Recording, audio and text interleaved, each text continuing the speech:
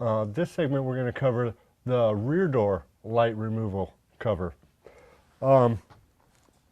As I covered on the front door, first locate your rear light, which is in this place right here, light assembly. Again, we'll look for screws. There's no cover screws, so you'll assume that the cover snaps on. We'll do just like we did in the front door procedure, is just get a straight tip screwdriver, slide it gently behind the light cover, try and pry out a little bit, get one side loose, and I'll secure that with my fingernail a little bit. Come up to the other side, see if we can get it to break free. Come back and work the front a little more, and it'll just pop off.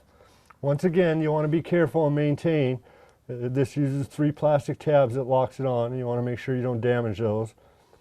Now that we've removed the cover, please watch our next segment on proper maintenance and cleaning of the cover and bulb assembly for the rear door interior lighting systems.